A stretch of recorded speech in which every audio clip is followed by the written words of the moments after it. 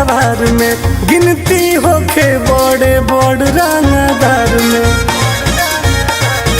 बस हम ही चाहतनी हो नाम होई राजा तोहर जिला जवार में गिनती होके बड़े बड़ रंगदार में बात मानी हमरो न चाली राजा जी भले बेच दी कनवा के बहल राजा जी जाके आजुए दुनाली राजा जी भले बेच दी कनवा के बहल राजा जी जाके आजुए दुनाली राजा जी ना जल्दी लेके आई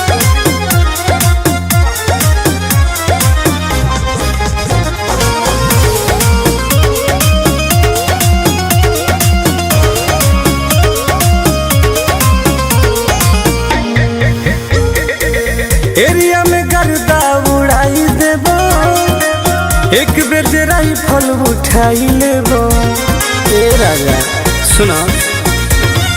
हाँ हाँ एरिया में गर्दा उड़ाई देबो एक बार जे राइफल उठाई लेबो चर्चा में आ जाइबो हाली राजा जी भले बेच दी कनवा के बहल राजा जी जाके आजुए दुनाली राजा जी भले बेच दी कनवा के बहल राजा जी जाके आजुए दुनाली राजा जी जाए ना लेके आई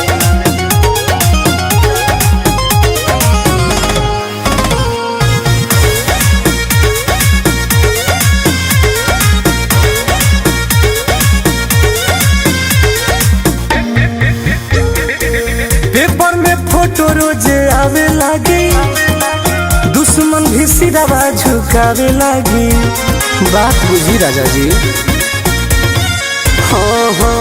पेपर में फोटो रोजे आवे लागी दुश्मन भी सिरवा झुकावे लागी टुनटुना दर्श जज्बा वाली राजा जी भले बेच दी कनवा के बहल राजा जी जाके आजुए दुनाली राजा जी भले बेच दी कनवा के बहल राजा जी जाके आजुए दुनाली राजा जी हर जाए ना।